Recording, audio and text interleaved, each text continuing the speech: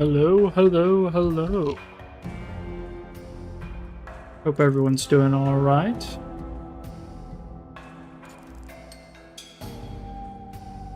Interesting.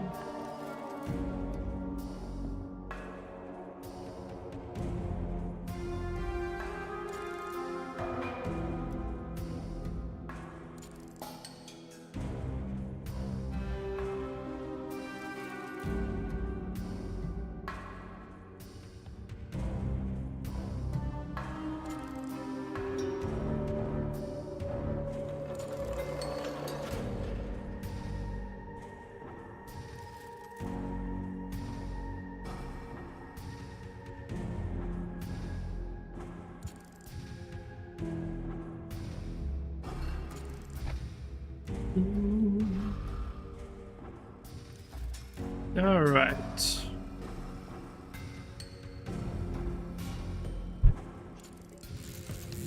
Hope everyone is doing well. I definitely am. Well, hey guys. What a great time to be a FNAF fan right now, isn't it? Alright, let me get my... Okay, here we go. Hello, welcome to Security Breach 2 stream. Or at least, this is probably gonna be more broadly talking about some news, just yapping, but I do want to focus on theory crafting, some interesting speculation, some interesting ideas as to what I believe is the story moving forward. And I think we're gonna have a good time. I think we're gonna have some fun, because I've got a lot to talk about. A lot has come out. And it seems like we're potentially going to be getting some consistent news. We don't know for how long, but we're going to enjoy it while it lasts, you know? Because we have the FNAF Scott Games account on Twitter and Instagram, apparently, although I haven't actually looked at the Instagram. Donnie, welcome! How are you? I'm doing well. I am here. Okay, so they are posting on Scott's Games Instagram as well, all of the updates. So that's pretty cool. Notably, I don't think they posted the first one, so it seems like they're missing some of the posts. But I think they accidentally posted one of them twice. But that is what it is.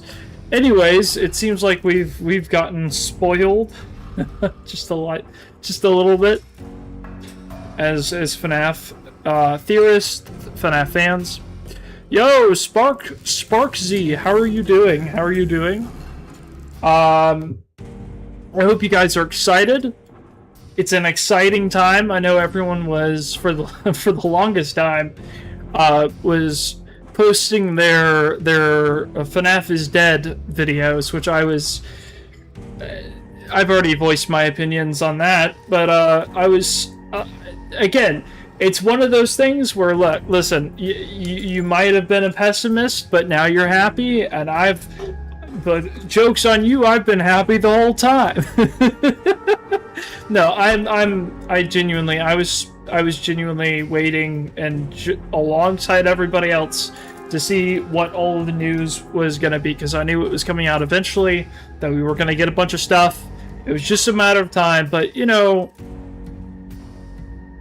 you gotta understand it takes time, right? I mean, with like Into the Pit and stuff, you get to the point where you realize that you don't know what's actually going on.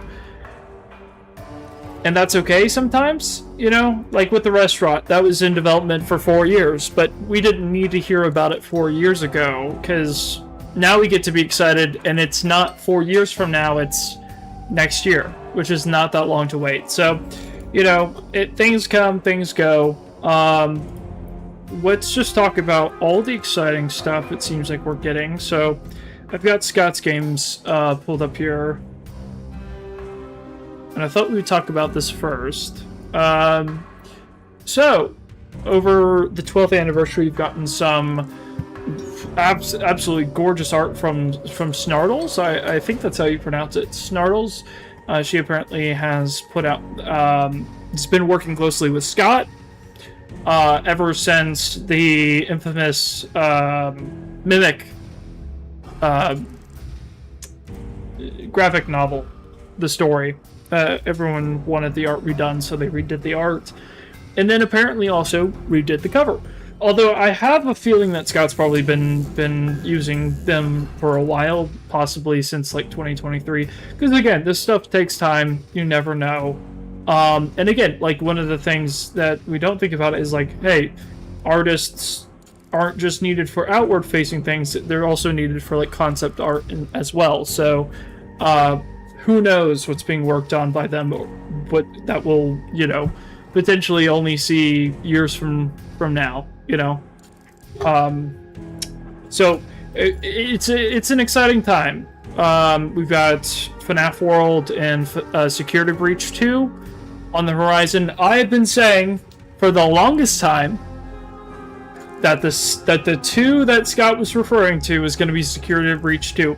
I did not expect Scott to give us both. All right, it was definitely a Spider-Man both instance, and that is what we got. Pretty surprising. But I'm not complaining. Genuinely super duper excited, especially since we've been playing through FNAF World and doing dialogue analysis, which has been going very, very well.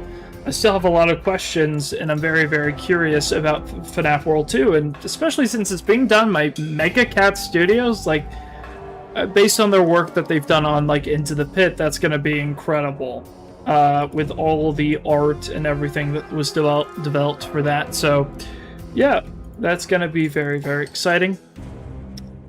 Let me make sure, are all the audio levels and everything good? Can you guys give me anything on that? Can you guys hear me clearly? I know maybe my quality isn't like the best you probably have ever seen. I'm definitely getting a haircut tomorrow, that's for sure, but you know, that is neither here nor there. But so we've gotten cover art redone cover art for Lally's game, Haps, and then surprise, we got reveal for a this is not a cover, this is a poster that's going to be inside of, I'm guessing, like a special edition. We haven't actually seen the cover art for the TSE trilogy that's going to be releasing in 2027. We've only seen the poster that's releasing with it. So I've seen a lot of people refer to this as cover art. It's not cover art. It still looks freaking awesome though. Like, that looks like a freaking awesome poster to have. But this might be my favorite. I'm not gonna lie. Like, the psychedelic inspired holographic nature of this is so freaking inspired. Like, that's just, yeah, that's gorgeous. I love the sun being included in this with, like, the smile. That smile, like, for some reason looks very, very similar. I know it's Moon's smile too, but you know what I mean? It's just like the iconography kind of reminds me of something, I don't know. It's interesting. But yeah, so we get some cover art that's going to be redone for, I'm guessing, special releases next year. Doing some cleanup, it seems, right? So, I mean, who knows? I mean, we didn't expect the TSE poster. So, I mean, in between us getting Tails covers, we might get something else as well. But it seems like they're doing this daily. At least so far, we shouldn't hold them to that standard, right? That they're going to release forever one day. But it is strange that they are posting this regularly, and it does make me feel like this feels like a countdown to something, right? And I don't know quite what it is yet. But moving on to the main subject of this video, Security Breach. The biggest thing that we got was Steel Wool. This was released on the 12th anniversary. And I don't know if did they release this on their YouTube? I'm trying to see. Let me see. Did they release this on their YouTube?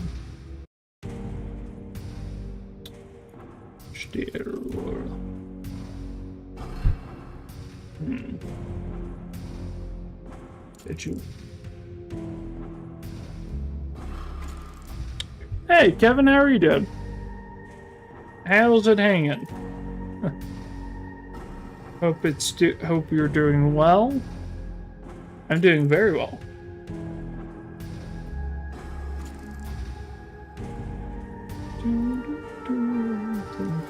Just trying to figure out a way. I don't know.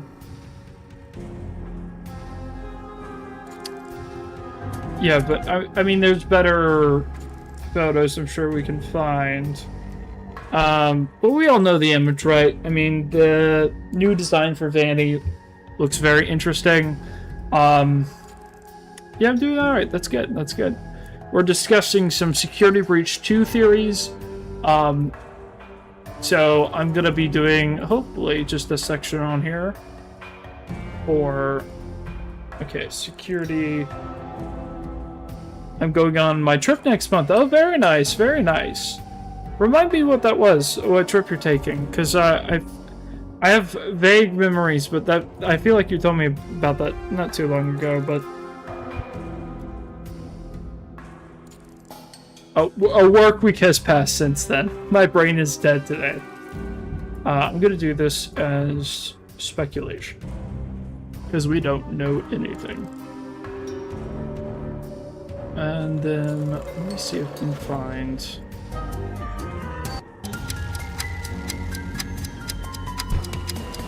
I'm going to Oregon on the 1st of September. Very nice, very nice. Well, I hope you have a good time in Oregon. Yeah, we got this very, like, quick flash.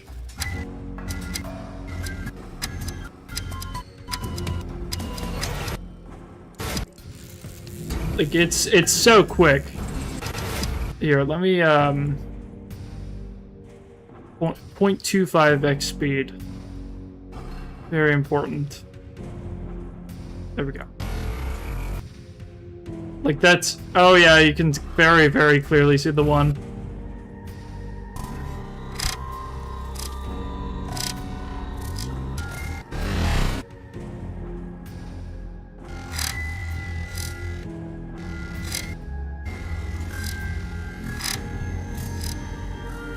Okay, so we got like 2 shots with this.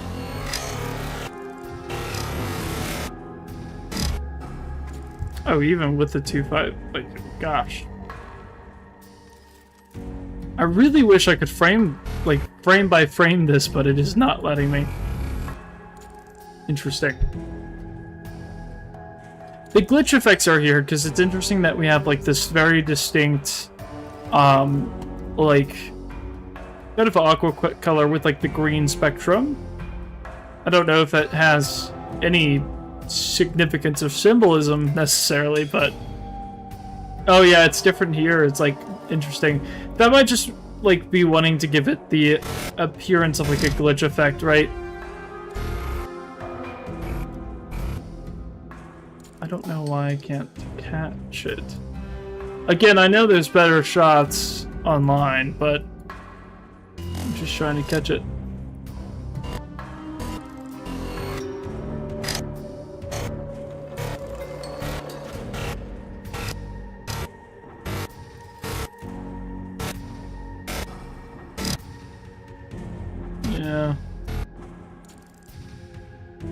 Yeah, it is hard. It's like a little bit of a puzzle piece here.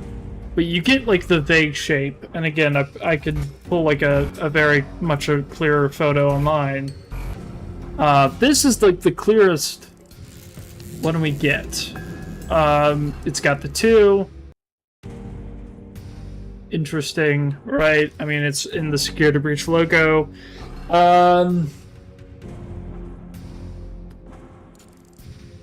It's interesting because I've seen this kind of compared to the design for Mexis, which I find very interesting. So, like, the idea that potentially this is Vanny's return. I've seen theories that one of them that's like been very hotly debated, it seems like a hot topic, is Cassie, because people don't... I don't know if people like the idea of there being like a giant time skip, but I think it's possible. Like, in the like leaked 4chan supposed like alleged one, Nightland, how are you doing? I just watched 3 ads. Oh boy. Rumors are saying that the Mimic might be the new Vanny, but no one knows yet. I want my cut. Interesting. No. Nightland, how are you doing? How is your work day?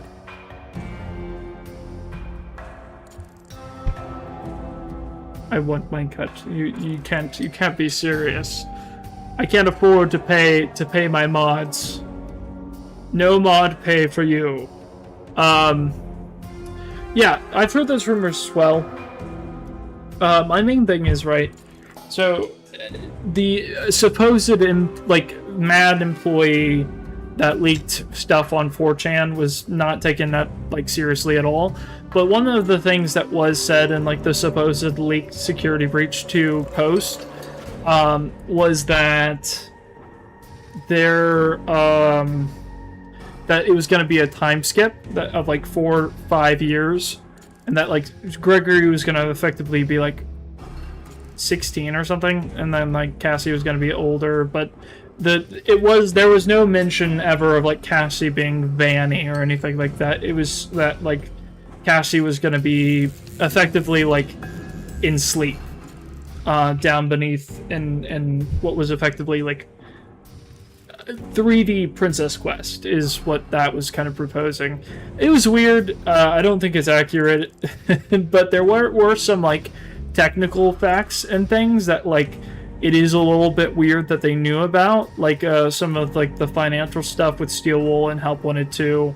That was stuff we didn't really know about at all until like very recently, though you could probably have like assumed it, right? But yeah, I don't know. It's something that it's like, take it with a grain of salt, but don't take it at all because nobody did. So it is what it is. There was a lot of weird stuff in there, but nothing that I would say. There are some things in there though I keep thinking about, because that was before Secret of the Mimic came out, and there's a mention there of like there being like knights and armor, and that's something that appeared in Secret of the Mimic, so that immediately I was like, oh, no, don't do this to me.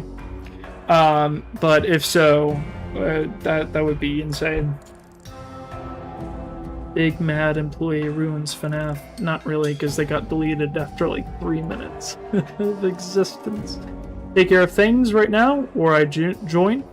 I mean, I'd have you join, but you're seemingly very busy. You're a very busy man. But I like the first rumor. What's the first rumor? Is that the one with the one you mentioned? That they're saying that the Mimic might be the one? Because that would be interesting. I don't know.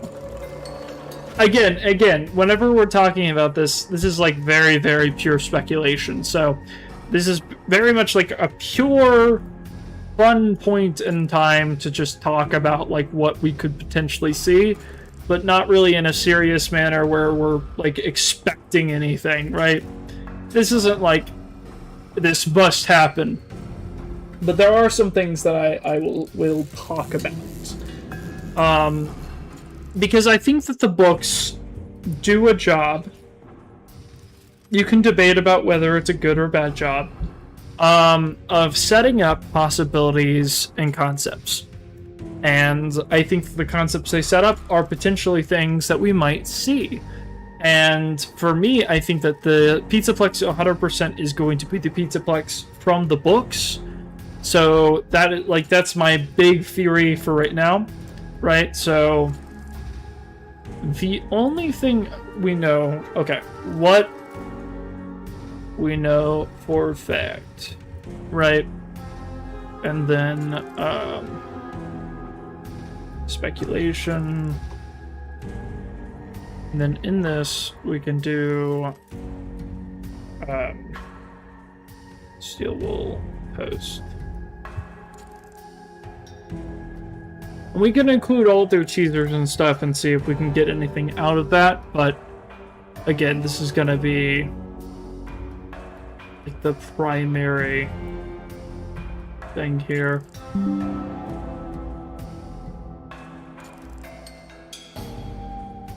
It's just the concept.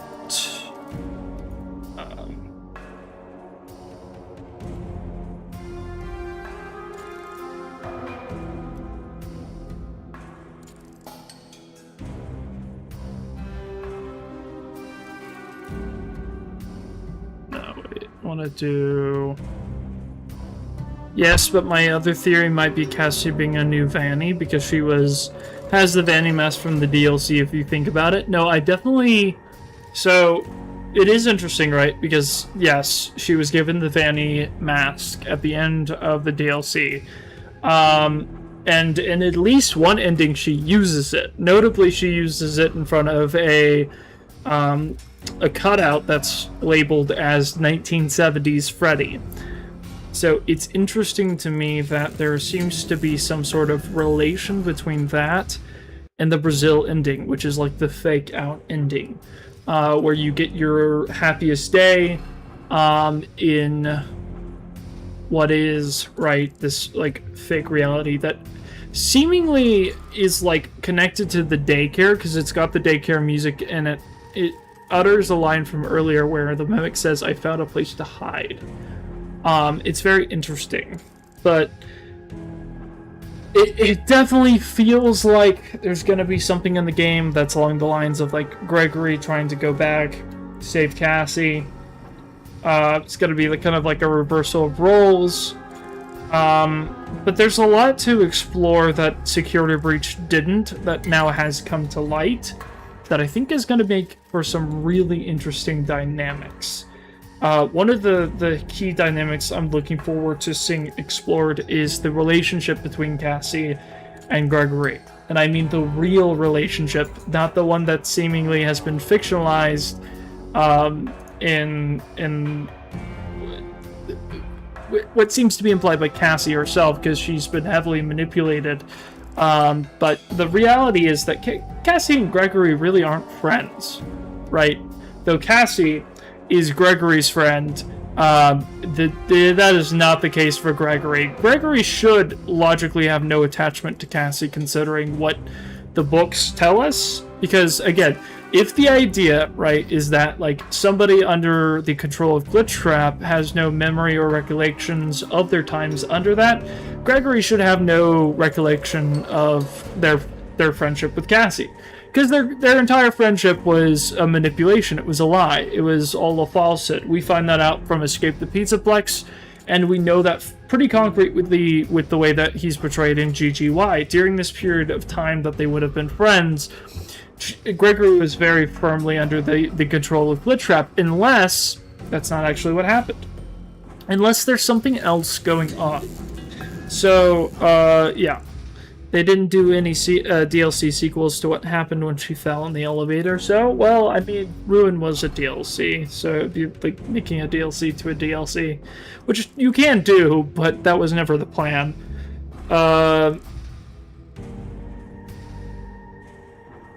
Cassie's low-key dead? I don't think so.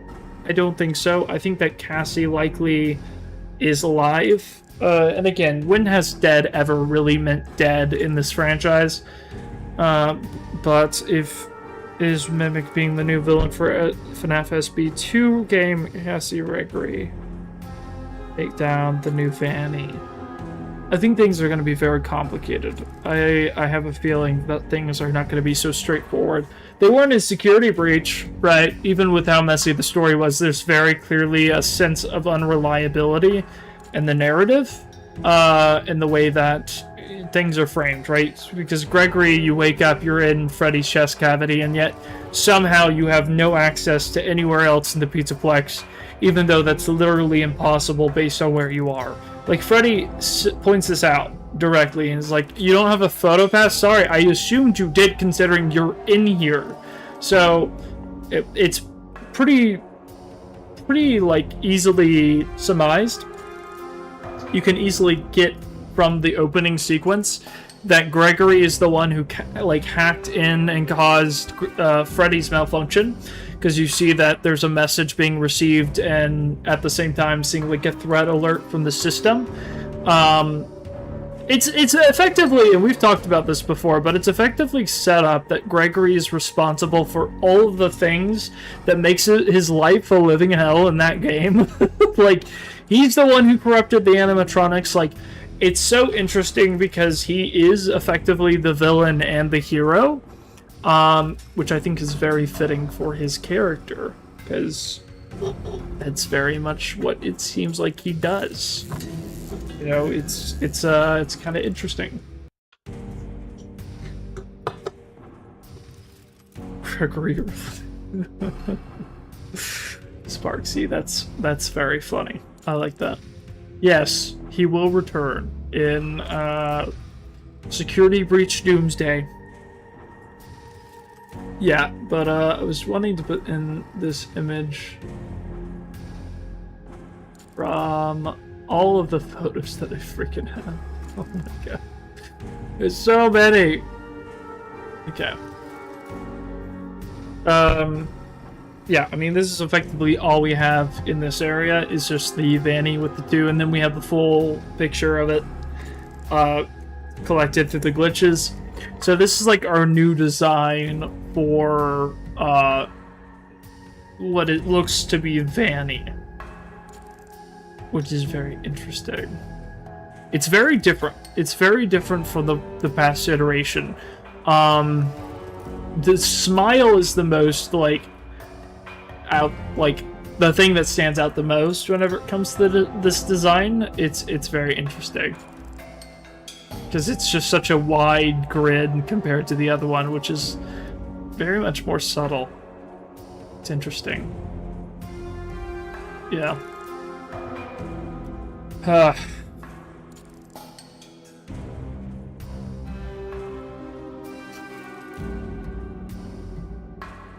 So this would be a good time to look at one of the most in-depth sections I have on this chaos.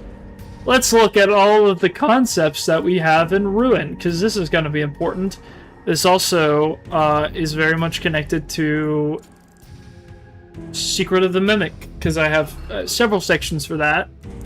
But yeah, this is what the security mask looked like before, compared to like this. You look at the design for it, it is very stark. Just like a very stark difference between them. Like, it's so interesting, right? I mean, like, why is it so different? I don't know.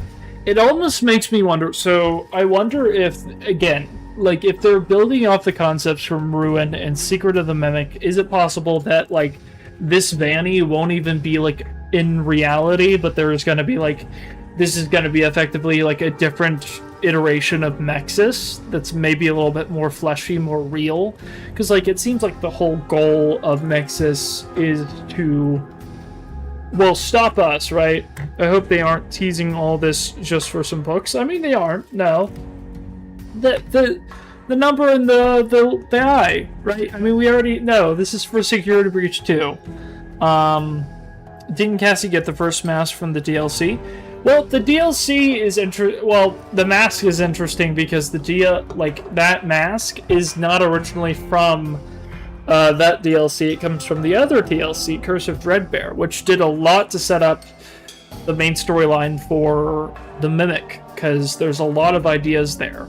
And remember, like, Security Breach was going to be very, very different. So it's like the setup that we had leading up to it was pretty perfectly set up in Scott's mind, at least. It seems like we didn't really get any indication that Steel will really mess with that stuff. Like, Curse of Dreadbear remains one of the most clear-cut examples of something that was very clearly hinting at stuff that we were going to later see, because think about, like, the Spooky Mansion. The Spooky Mansion now is, like, 100% Edwin's Mansion. There are stuff in there that is just, like, directly in the style, and in, like, the age range that you would have. There's, like, a phonograph, there's the furniture, the wallpaper. Interestingly enough, it's all centered around Foxy, even, like, the maze outside. But the whole thing is so reminiscent of, like, the stuff you'd see in, like, well, first of all, it's very, very tied to FNAF 4, which Secret of the Mimic is very tied to FNAF 4. In fact, you even see the FNAF 4 bedroom that's in this mansion, right? And we were so confused as to why, but now we know. We know that it's connected to Edwin's mansion, right? So it's very interesting. I feel like going back and playing the DLC would be a good idea, Curse of Dreadbear, because there's so many interesting little things that I feel like tie together with that, and also Help Wanted 2 that did a lot in, like, setting up this I guess idea or, like, theme that foreshadowed a lot. Now, Like, again, that's kind of what we're getting at. We're getting to a point where games that came earlier on are starting to make a lot more sense in some of the decisions that they made. And I think that's just going to continue to happen. I think we're going to start looking back and seeing even more details, right? But going back to what we had over here. They're all returning Avengers Doomsday to help Doctor Doom. Trust me, guys. Yeah, that's definitely true. Trust Sparksy. They are definitely returning for Doomsday. That is 100% confirmed. Don't even doubt. Also, if you guys are enjoying this video so far, or stream, please like the video. I have to put in the plug. Guys, like the video, because, listen, it's lame that this video doesn't have nearly as many likes as the last one. Who had the first Vanny mask before Cassie? Well, it was created by Vanessa, but it was made in... it was made... There was a part where, in Curse of Dreadbear, where you get kind of like the first message between the reluctant follower and Glitchtrap, and it's very interesting. But you find the mask, interestingly enough, in the maze in Curse of Dreadbear. You find it in the cellar as your reward for completing the maze. There's a lot of really interesting things. Like, the Mimic definitely has a lot of symbolic connections to Foxy. Not only because, like, Foxy is a character that, like, Fiona created, but also because Foxy speaks of anger within the FNAF franchise, right? Like, during the monologue of the Vengeful Bear, in the true dialogue that you get after translating all of the meshed up Japanese that was incorrectly dubbed, one of the things that the Fox talks about is, like, being unsure of why he is, like, stuck in this dojo of anger, and it's kind of like symbolically representative of, like, Michael or whoever, the Foxy Bro from FNAF 4. So Foxy, again, is also one of the most aggressive characters. No, Foxy, it ends up, isn't a good guy. The week before showed us that. No, Foxy's, like, one of the most aggressive animatronics, so, like, Foxy speaks of anger. What is the Mimic plagued by? Anger. So it's like, there's a very clear correlation between that. Not only that, but the name of it is Grim Foxy, is the one that chases you around that maze. And this is important because this is, like, the first place you find the mask. And it's interesting because the spelling of Grim is very much like Grimm, as in the Grimm brothers. It's a fairy tale, right? And there's a lot of theming around fairy tales and illusions, this kind of, like, story-esque depiction that we get, like, all of the archetypes, which is interesting. I've been developing a little bit of a theory that I really want to get into. I really want to make a video on it. I've talked about this forever, and I've been watching some videos.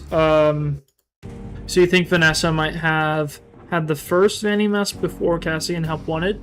Well, we get some interesting lore in Help Wanted 2 with the poster, right? The poster that's in the FNAF 6 location, which seemingly implies that potentially it was maybe something that was made by William or Henry or Edwin.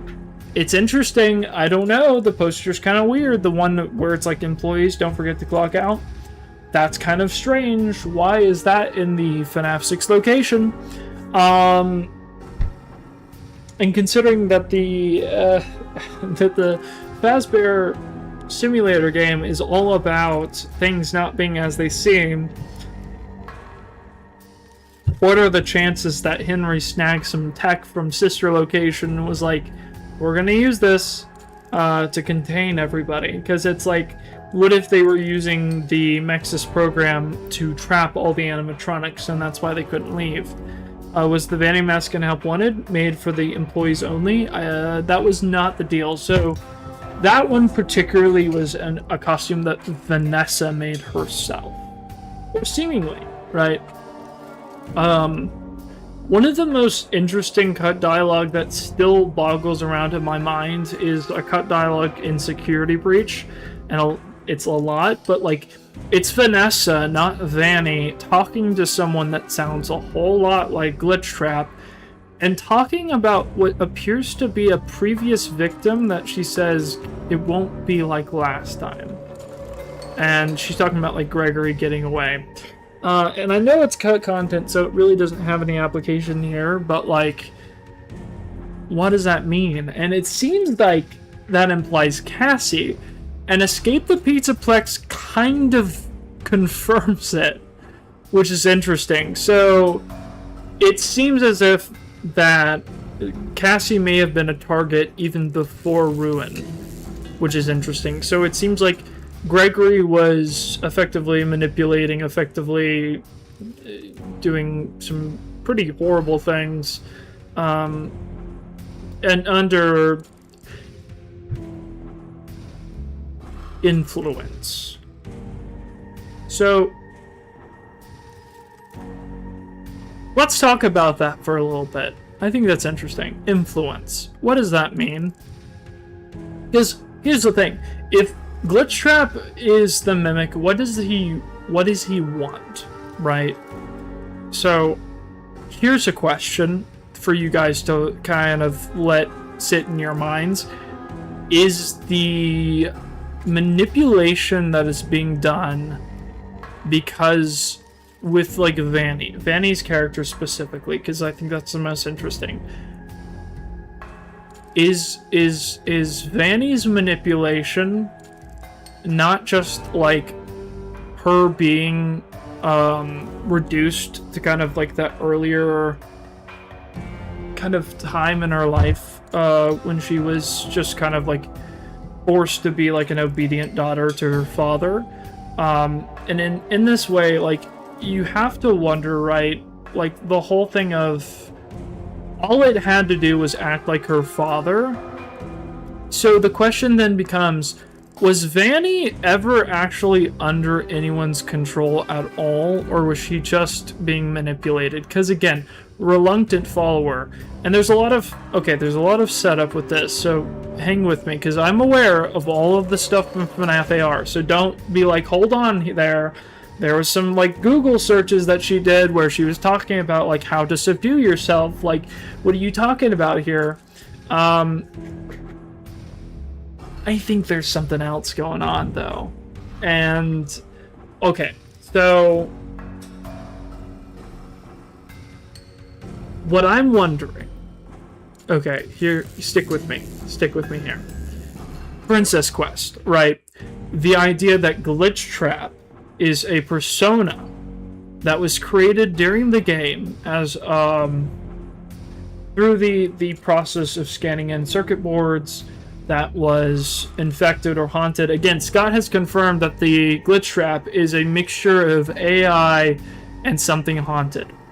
She may have felt obligated to carry out what her father wanted, but torn like she doesn't want to do it, just like the movie.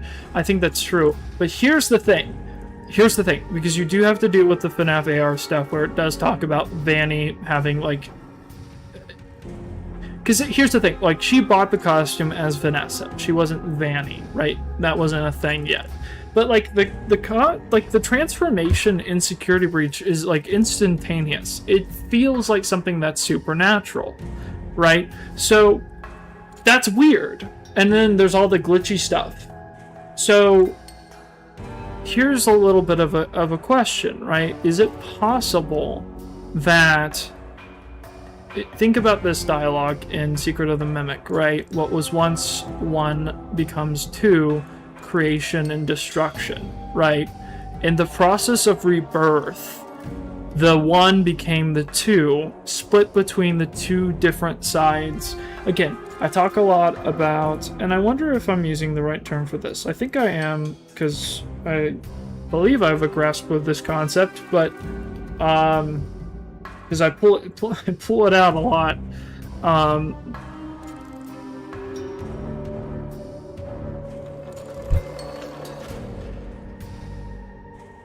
Yeah, no, that is 100% true. So maybe that's more so what I'm referring to. I refer to like duality of man a lot, and maybe dualism is I'll have to look deeper into these philosophies because they're interesting. So this is talked about in Monty Within, and it's this idea that potentially, right, this is like with Monty Within, it's a pretty direct infiltration, but that infiltration of an AI coming directly in contact with a human counterpart is not what we see with Vanny, because what happens with Monty is Monty just gets annoyed and kills him. That's it. That's all.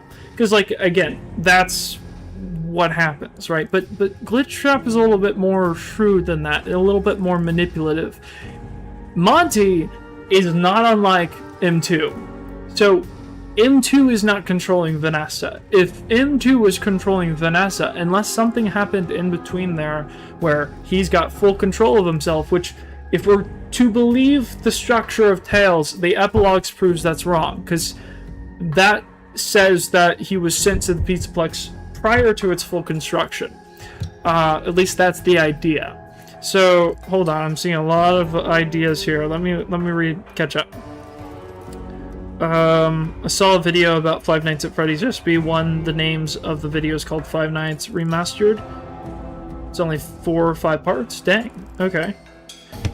I guess you're trying to ask, is someone possessing her, or is she doing it on her own? I'm pretty sure SB Remastered is a mod on Nexus Mods. Is that the one that has all of the different features that were cut? Monty Mean. Yeah. Well, but here's the thing. Mimic Mean too, so it's like, okay, if M2 was in control of Vanessa, it would just kill her, right? Like, it would just get annoyed and fed up at her like, reluctance, and it would just murder her. It wouldn't have the discipline to be able to not do that. Now, M1 would take its time, because that's what she does. She has the discipline to be able to control herself, right? She knows how to play the roles. And something that I was thinking about, right, and I thought, and I want you guys' ideas about this, because I think it's interesting. And this gets a little bit deep. So I was watching a video today on one of my favorite franchises, and again, this is like a day one, so get ready for this, but yeah, day one we're playing Control Resonance. So that's coming out in September. The more I see of that game, the more excited I get, but there's a reason I'm talking about it. So Remedy has this universe that's comprised of a whole plethora of games they've made. Max Payne, which is old, that's from like the 90s, late 90s, early 2000s, late 2000s, I think is like, it came out. Anyways, Alan Wake, Control, Alan Wake 2, all of that stuff. It's really good stuff. If you have not, and you are interested in horror, like good horror, that is like more adult and graphically insane, and also has just fascinating concepts, Alan Wake is a game for you. Like, that is such a good game. I talk about it all the time, but there's a reason. There's a reason for it. Okay, so there's a concept within those games, and they get really heady. Like, they get very symbolic, they get very much into stuff. Are we going to get new robots to destroy, or are they going to keep the same robots like Chico, Roxy, and Monty to destroy?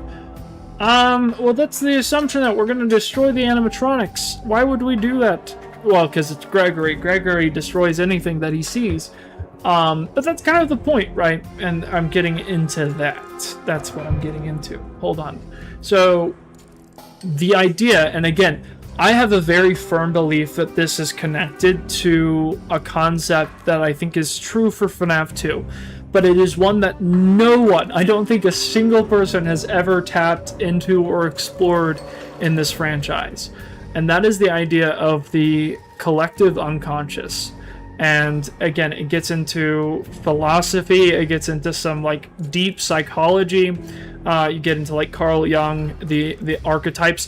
But again, it's important because Secret of the Mimic directly plays off of archetypes, specifically the mother archetype. Which is connected to some interesting mysticism, because the whole idea is that like there are concepts that like basically go outside of culture, religion, all of it, and it like are the same across everything and repeat, and like there's certain themes that you'll see over and over. Like you'll see in like mythology, certain stories get repeated over and over and over again. I hope we get new robots to destroy like we did with the first FNAF SB game. See, Kevin is staying on point. I'm the one who's branching off and talking about the collective unconscious. Kevin's over here like being like, hey, who do we get to absolutely just completely destroy? Like, I wanna just listen. I already told you, the moment I get control of Gregory as a player character, I am kicking him into the sun. Alright, that's my feelings on Gregory as a character. But, oh gosh, my headphones.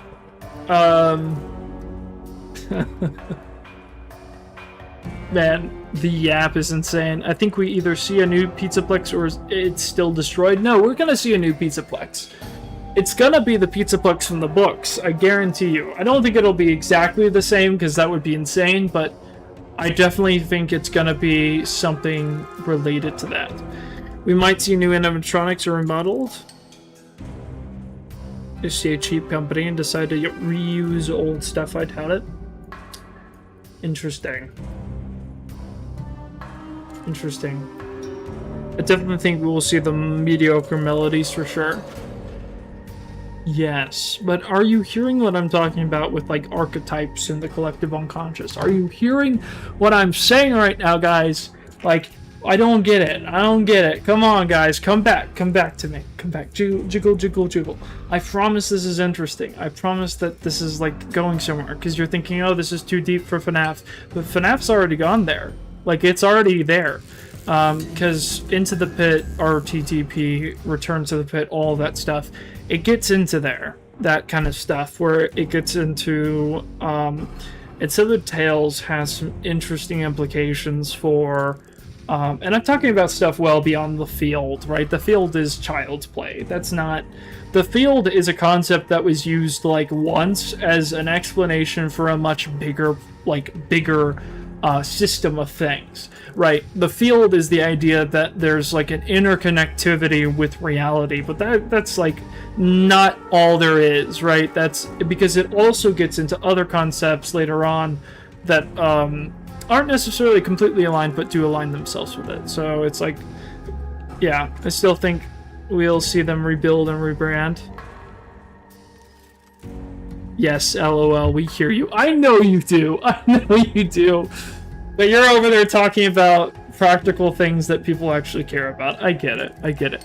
But I will continue to ramble because I think this is interesting. And I watched a... Damn it! I watched a 6-hour video today talking about Control. I will rant about the collective unconscious. You can't stop me. You can click off the video, but you can't stop me. I'm the madman. And I'll talk about and apply it to FNAF. Okay. There's a quote, specifically from Somnophobia, that I think completely proves the point that I'm trying to say here. So the whole thing with Somnophobia is the story of, I believe, Sam? Is it Sam? Yeah, it's Sam. Who, with his friends, goes to the Pizzaplex, buys this figurine. That it's not a figurine. It's like this device that effectively can hypnotize you, right? It's not really hypnotism, but it's compared to hypnotism quite a few times. It's the idea. It puts you in this relaxed, hypnotic state that allows you to receive information. Now, this is not unlike hypnotism that's in real life, because in real life, hypnotism is so often miscategorized. A lot of it's fake. But what hypnotism does, if you are a willing subject, that's important. Guy who came out open sewer, did you know that the animatronic characters are possessed? I hope we get landmarks boxing in the next landmark boxing. That would be 6 hours, oh lord. No, it was good. It was worth it. I'll have to post the video. Actually, let me shout out the channel that I watched, because genuinely, the GOAT, the video was fantastic. I'm gonna challenge everyone. If you have work and you have the availability to wear headphones or anything, oh, where's my history? Oh, where is it? That is insane. I'll have to find it later, but it's the video is called Control. The only video on Control you'll ever have to see, I think. And it's a full story breakdown. Goes through the entire game. It's really great. And talks about all the notes that you get. It's mixed media, so there's a lot of fun stuff in there. But the whole idea, right, that I think proves that FNAF operates on like a neural network of the collective unconscious. Would you get, if you want an example of what the collective unconscious is, the backrooms. The backrooms is like the most perfect example. Okay, if you want to, guys, listen to me, jiggle.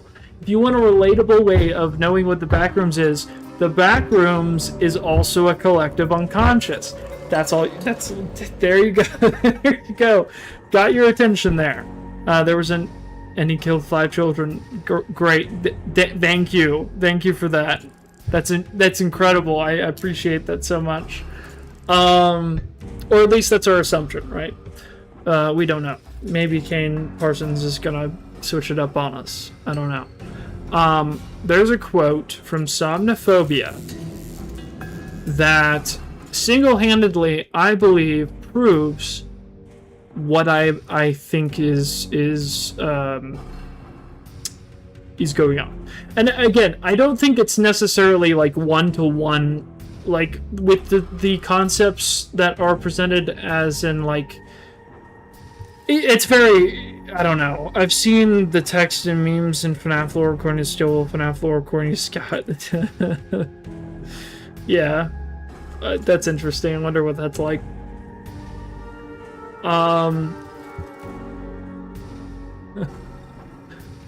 Hold on. Guys, I feel like I'm losing you. I feel like you're not getting what I'm throwing down. So, you know what's so funny? Okay. All right, listen. Hey, guys. Okay. So, you know, I was talking about, I went on like a whole rant about the freaking pizza and how the pizza represents the duality of man and how and then it just ended up being the American Dream Mall and I felt like an absolute idiot. Okay, but in my defense, can you really blame me? When the logo is literally a pizza. Come on, guys, listen.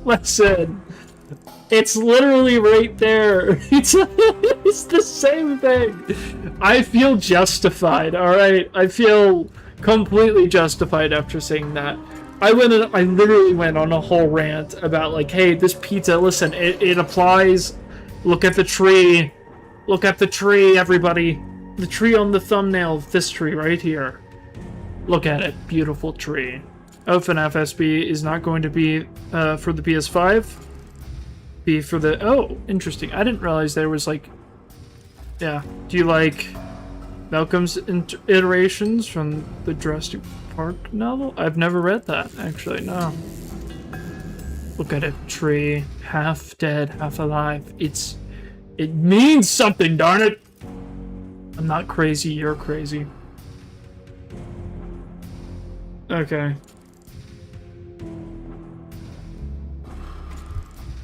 But seriously, okay, so... There's a lot of interesting things in Tales of the Pizzaplex that no one really talks about because it's not about the Mimic. Except it is about the Mimic, but nobody pays attention.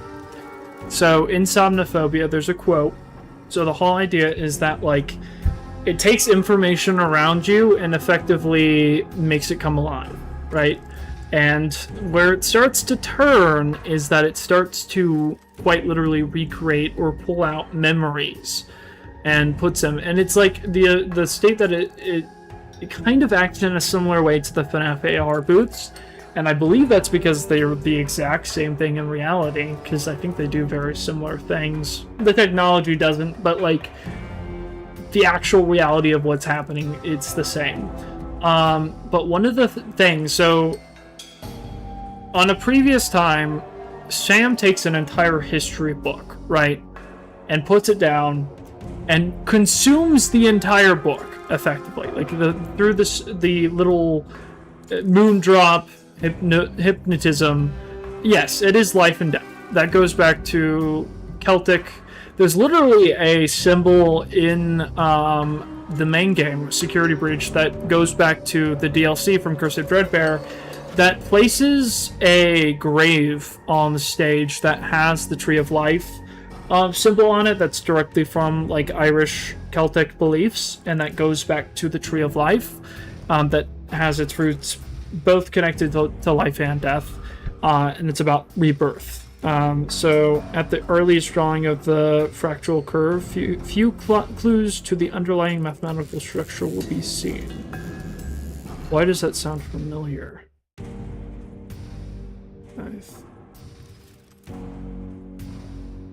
What is that from? Hold on.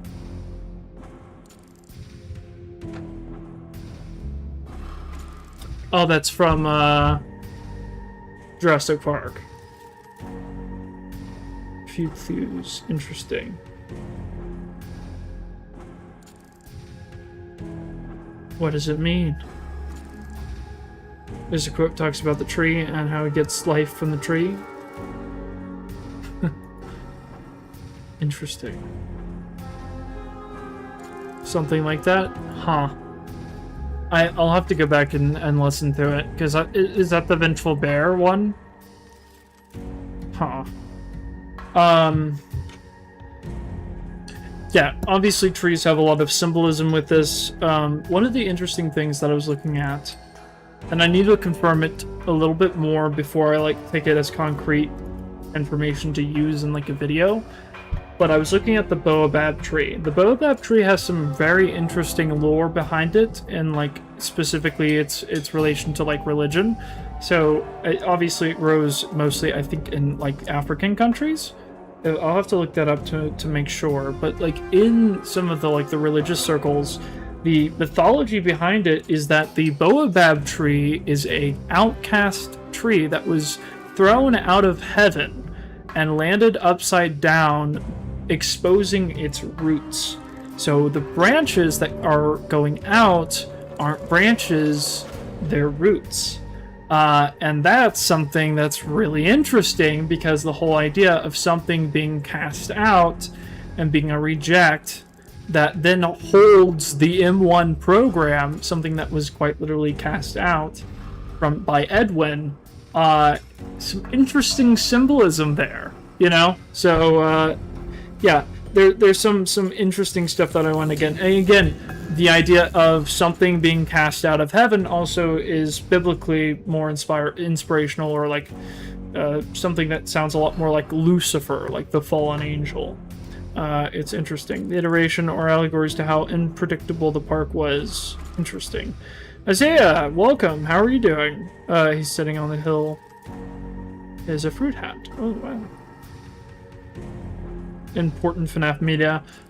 They appear quite a bit. Like in FNAF World, one of the first glitched out items is a tree.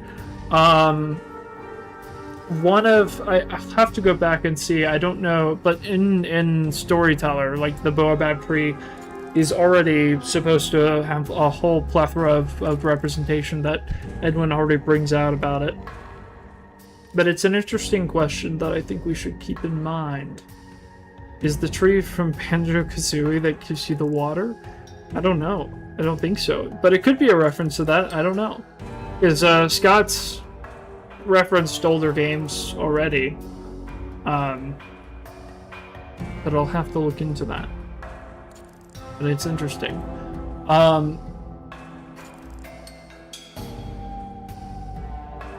Oh, yeah. Yeah. There's also the important tree that's like the landmarker that like Vanessa and Gregory hang out at. That's another one. That's pretty interesting.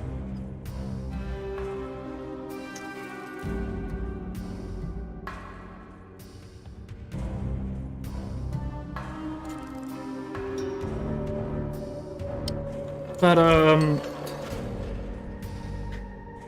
interesting. It's so again, kind of finishing the earlier thought that I was talking about. So in Somnophobia, Sam lays down a history book and effectively it brings it to life. And he's able to take in the whole book, and he aces his test, right? Because he's able to receive the entirety, and he feels like lightheaded, but he consumes like what is assumedly a several 100-page book, right? Then there's a weird part. Okay. This is a strange one. Because think about the implication of this. Okay, so there's a part where he puts down his book on the oceans. And there's a part where he talks about how... and there's so much about the Mimic in that game. Yeah, it's interesting going back and how things get recontextualized, especially now. It's funny. It's interesting.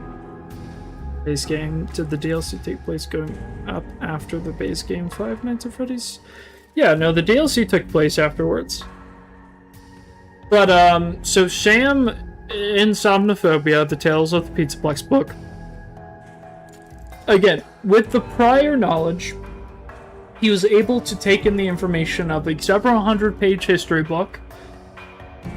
There is a statement that talks about how Sam is effectively like experiencing being in the water. He can breathe.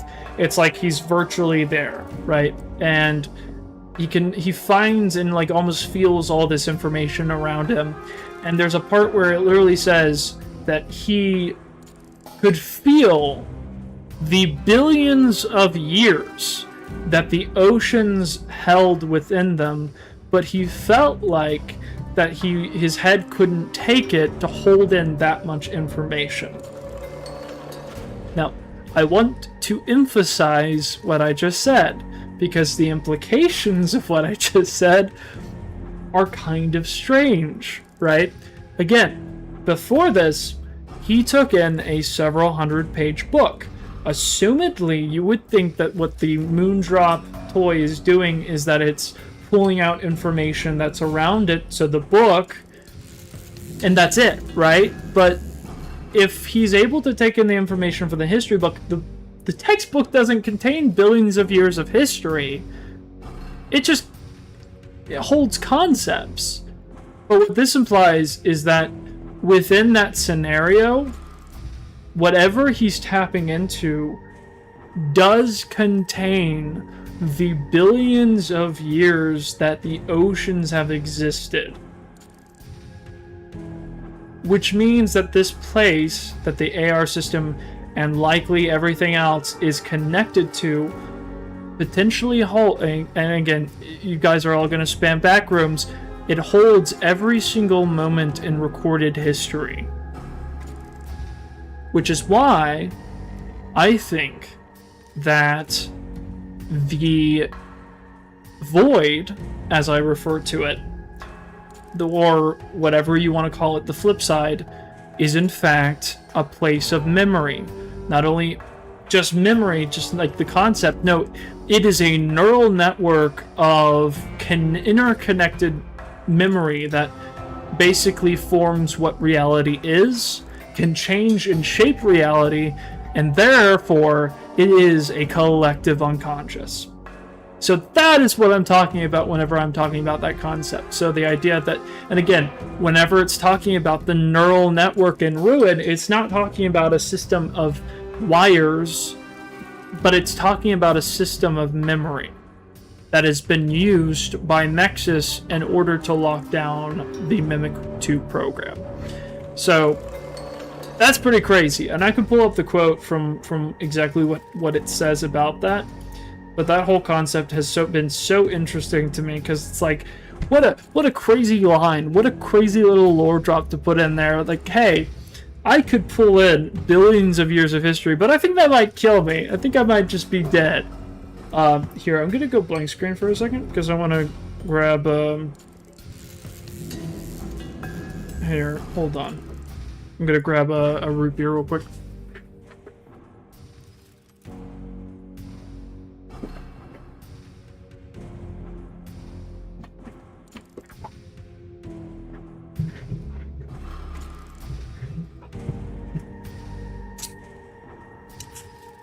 Root beer.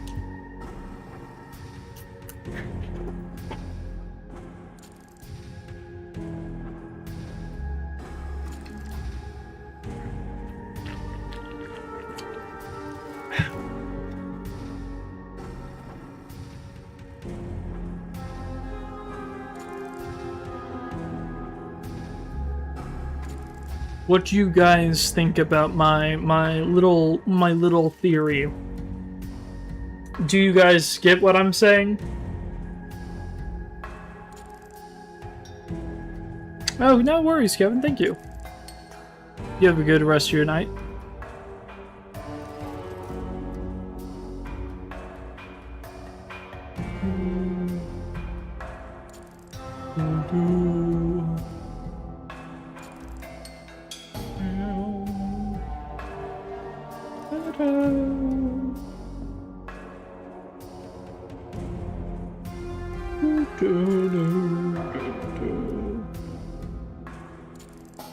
Okay.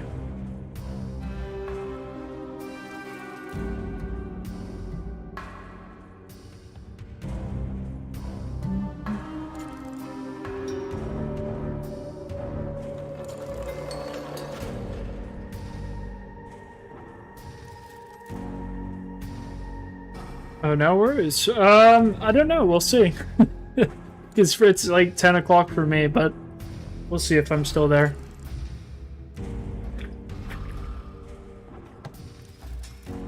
So if you're unaware,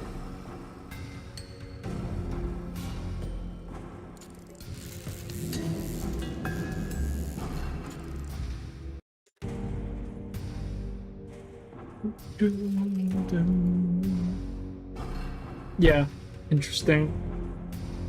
Oh gosh, my headphones I keep putting them down because it's bothering me that I can't hear myself very well. Oh gosh, I didn't want to do that. Oh, no worries. I guess, that's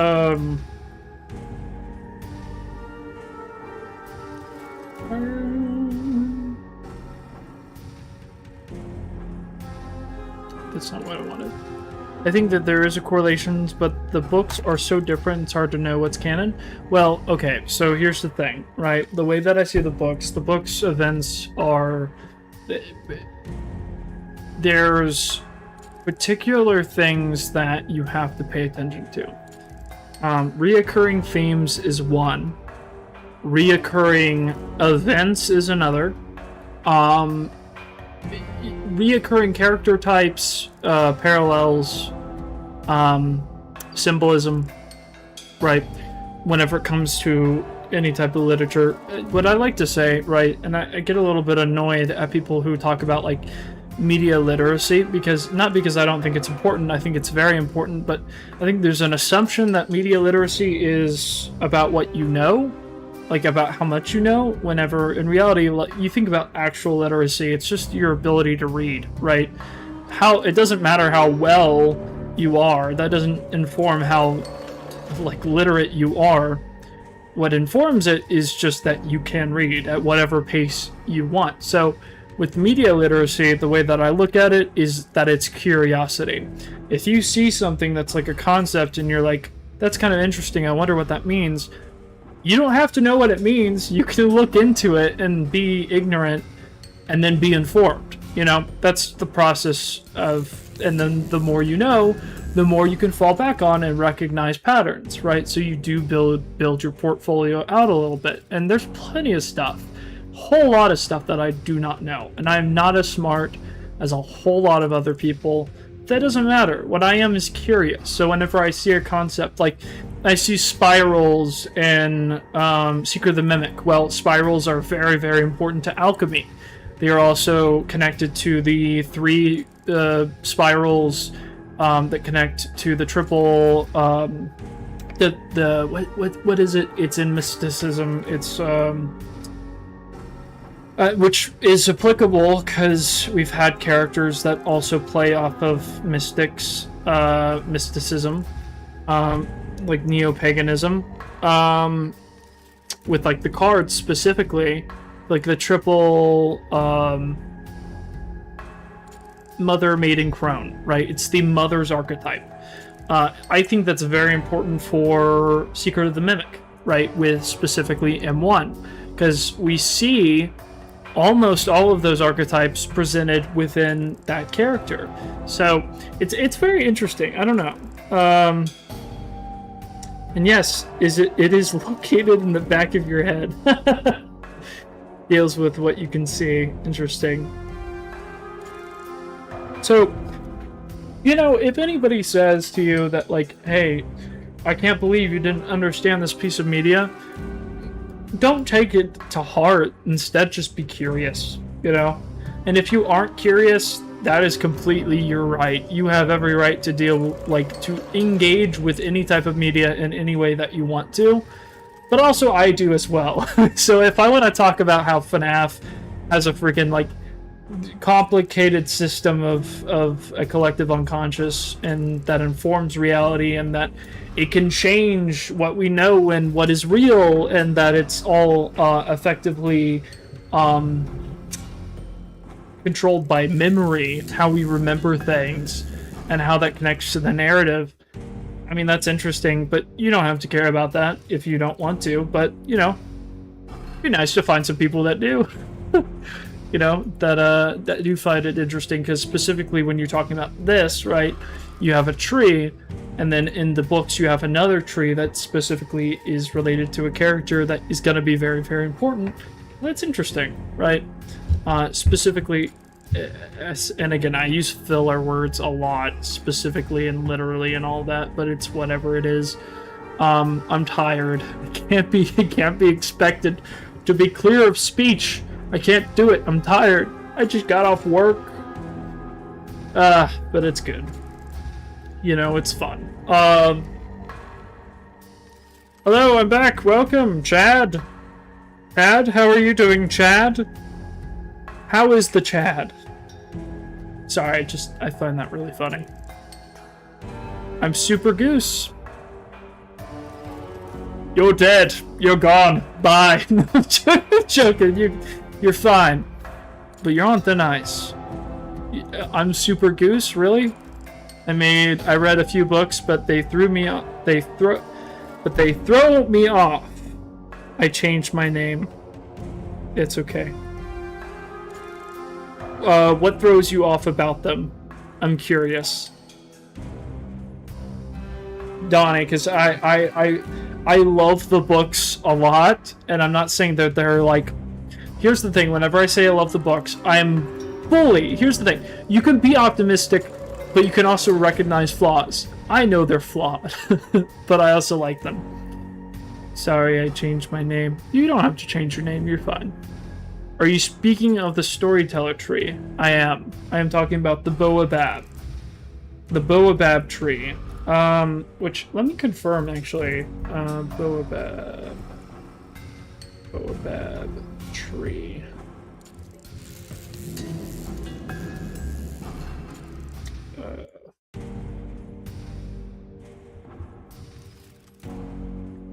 In mythology.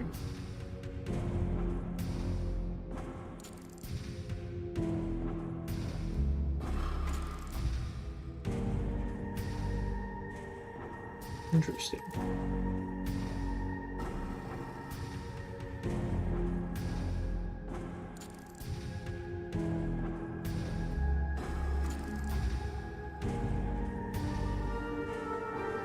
So the Boabab, I'm looking at this. This is myths and stories related to the Boabab. I don't know how accurate this is, but we can kind of go down this rabbit hole together. One story goes that the god Thora did not like the... Okay, so what god is Thora? Growing in his garden, so he plucked it out and threw it out the wall of paradise. It fell on the earth below, landing upside down, and simply continued to grow. So yeah, this is what I was referring to when I talked about that there was myths and mythology that talked about it being cast out.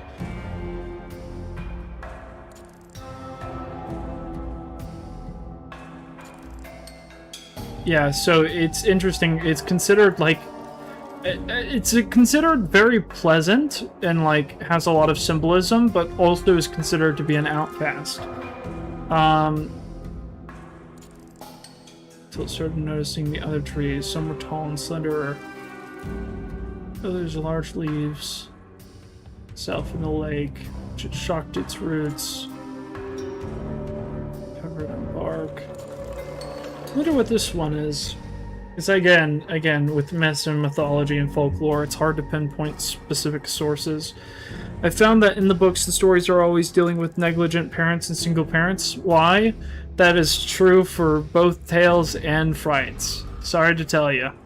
I don't like any of the stories in the books. I think there's plenty that I do. I like, specifically Frailty is one that I really, really like. Basically anything from Kara Para is just a masterpiece, in my opinion, right? And again, there's a lot of them that I like purely based on principle of concept rather than the actual story. One of those is Phasgu. Okay, I'm going to talk about Phasgu for a second. So Phasgu is, I'm a defender of Phasgu, alright? Prepare yourself. I know, I've watched, what's the YouTuber? I really like the videos.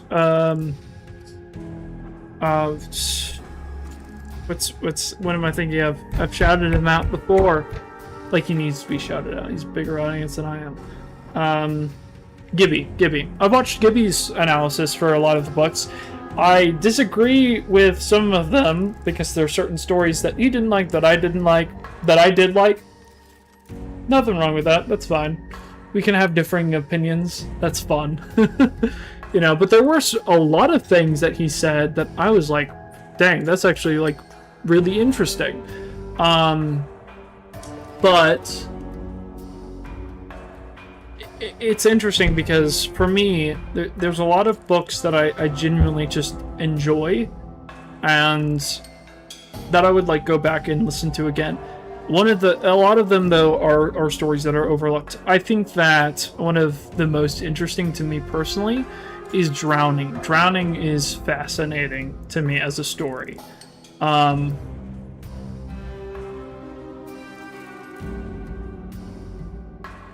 Yeah, I'm interested in seeing where these myths come from.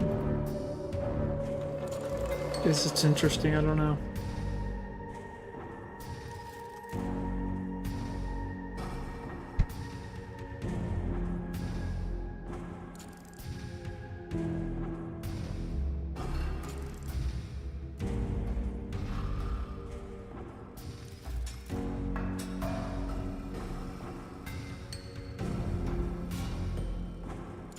Yeah, it's often called the Tree of Life. Okay, I lied. I do like the one where the guy uses the boom boy at the high school reunion. That one was cool. Yeah, I mean, that's a pretty good one. I know what you're talking about. That's Lucky Boy, the Lucky Boy story. That one's fun. I think I genuinely enjoy all of them, to be honest. Like, there's a few that I didn't find very interesting, and at least in my first, like, read-through, and then I, like, read them again, and I could find some things. I don't watch FNAF really anymore, or play it. Well, that's alright. Chad, well, I just appreciate you being here.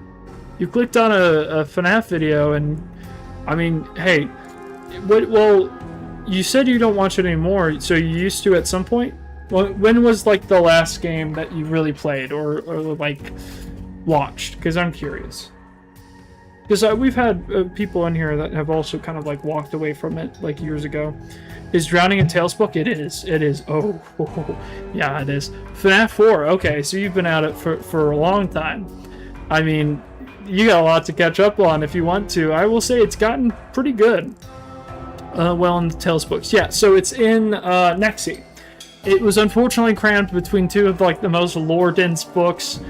And it also is lore-dense, but nobody really pays attention to it. It is fantastic. I love that story. It's got some Princess Quest parallels, 100%, but it's effectively about this girl who is, like, kind of an adrenaline junkie, a little bit. Like, she has, the way that she deals with, like, fear response is that she likes to, like, face it head on, and it's, like, trauma response from something that's happened in her life, and now she's, like, being haunted by it. and during when she's going through like a VR experience, and it's very interesting. There's some like real backrooms imagery in it that's really cool. It's got some mimic imagery as well. A lot of fun stuff. I meant I watch horror movies now. Okay, I mean, I got you. What kind of horror movies have you watched recently? Did you watch The Backrooms? That's a horror movie. I like that movie a lot. Did you watch Obsession? I haven't watched that one yet. Have you watched the It movie? No, but the screenwriter for It is apparently writing the script for FNAF 3, which is crazy. And his track record isn't perfect, but I mean, he's written some bangers. I think that the track record is gonna do well for FNAF 3 movie. But yes, I know that Welcome to Derry Season 2 is coming out apparently pretty soon, and I didn't watch it, but I vicariously watched it through other people because I was too scared. Okay, so the arbor vitae is also located towards the back or the head, as well as by the cerebellum. I can't pronounce that freaking word. Interesting. Huh.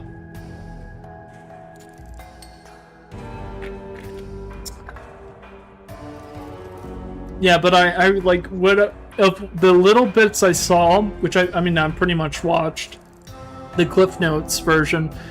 Very good. Really cool. I liked a lot of the imagery and stuff. It looks gnarly. I only have FNAF 1 and 4. Alright. Well, if you ever get interested in it, I will say Secret of the Mimic is pretty good. It's pretty fun. If you want to get back into FNAF right now is like one of the best times to get into it, because there's a lot of stuff coming out about this stuff.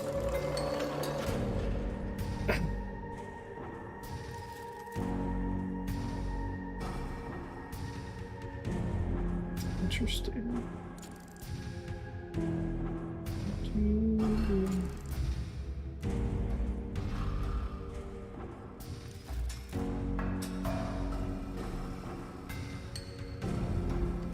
Interesting. I haven't seen anything. So Security Breach 2 is new? Well, yes. So it was just announced during the 12th anniversary that Security Breach 2 is coming out along with FNAF World 2, which is pretty crazy. So FNAF World 2 is being produced by Mega Cat Studios, who are the same people who made Into the Pit, which is probably one of my favorite games in the series. It's genuinely terrifying. It's an 8-bit, not an 8-bit, it's a pixel art game that's got some absolutely freaking beautiful art. It's very good. I really like that. So I'm hopeful that it's going to be really, really good. But we will see. What the heck? Oh man.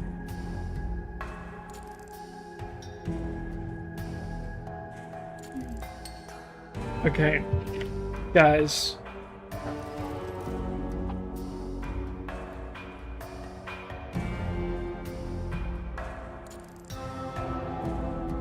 Let's see. Yeah, so this is for context, this is what I like to call my insanity board.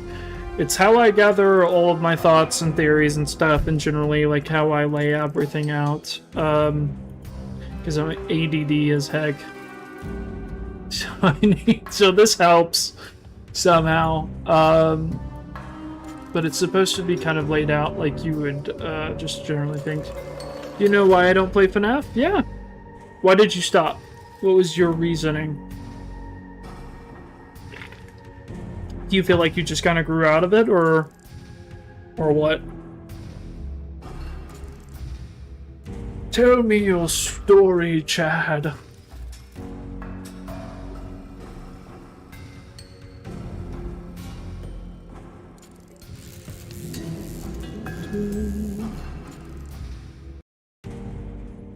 It would be really funny if you just left and just never said anything else, and we just never got to know We never got to know the story of Chad.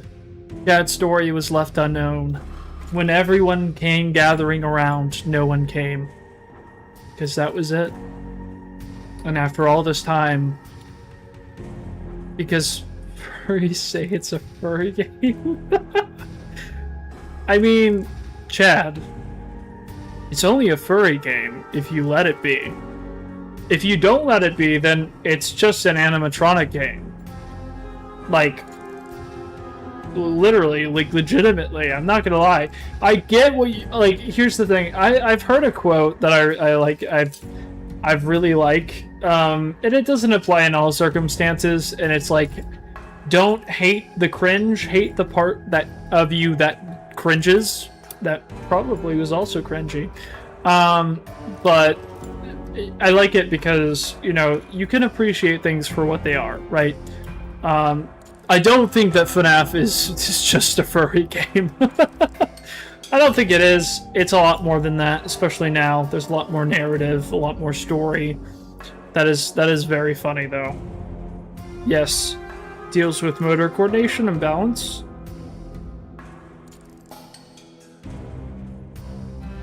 Interesting. Huh. That's fun.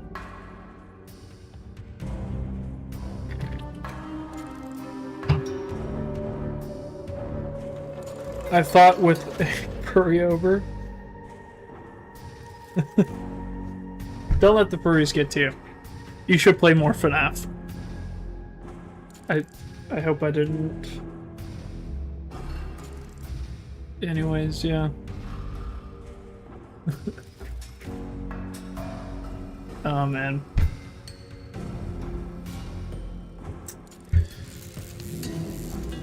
So, you guys want to know a project that I've been like thinking about forever? And I mean, it's never going to turn into anything like actually real because I don't have any of the minimal talents required to actually put it together, but I've been wanting to write because I dabble a little bit in like writing. I'm not saying I'm very good at it, but it's something that I dabble in a little bit, and specifically songwriting. And something that I want to see so freaking badly, you know how like Gaming Plus 64 does all like the FNAF Deltarune matchups and stuff? Okay, question for you guys. Why has no one thought about doing a Atlas / Fontaine from BioShock versus the Mimic? Because, listen, okay. It would go so freaking hard. Because if you think about all the thematic parallels between the two characters, not even to mention the fact that there's so much wordplay that you can do. Oh, that's why I know. Wait, I had to take anatomy twice. Dang. That's interesting information though. But no, like for real, I know it's funny, but like I would love to see. I've been trying to write it forever, and I have like certain concepts, like certain lines and bars, but like I don't know anything about writing a rap battle. Do you think there are lower implications in Fury's rage? I was looking. I don't know. There could be. I think there. I was talking to somebody in Discord a while ago that was talking about like all the past ones, and I don't know. I think there probably could be. There's the Eleanor. Can you sing? No. No, sorry, I can't sing. I can't rap. I can write a little bit, as in I know how to put sentences together that potentially make something, but can I rap? I have a stream, and I'm so stupid because this stuff is still up. You can go find it. I have a stream where I attempt to rap. I wrote like a Poppy Playtime rap, and I try my best to rap. It's so bad. It's so bad.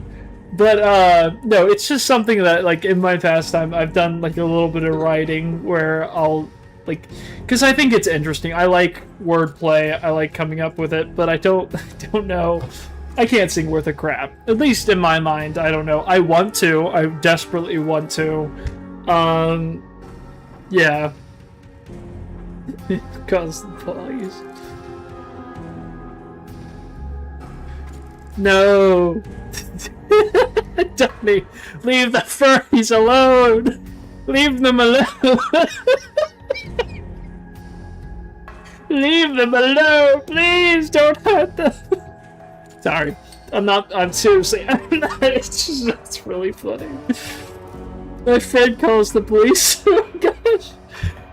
Chad, be a Chad and don't do that. Sorry, I'm sorry. That's not funny. Don't do it. I think so. Chica, Monty, and Roxy all wear purple, and Freddy wears blue. No purple at all. Susie and Chris is Monty and Roxy confirmed. Actually, funny enough, I genuinely feel like roles will be reversed in that case, which is like mean purple. Great. I want to see that video. You can probably find it somewhere. Short. You should clip it into a short. No, gosh, I don't want to rewatch that crap. I did it on Twitch, so it's probably not actually there anymore. But I had just done like a Stupendium reaction, and then like I was like feeling really good because it got like a good amount of traction. So I was like, you know what? I feel good. I'm gonna go on Twitch and do this really stupid thing and put myself out there. I'm like so nervous during it. Can you play an instrument? No. I mean, I used to play piano. I used to, and then I took like 9 years of piano lessons and didn't learn a darn thing. Sucks. He said he'd call in cops. Seriously cracked me up so much. Said his friend. But no, listen, here's the thing. I have turned to the dark side whenever it comes to that stuff.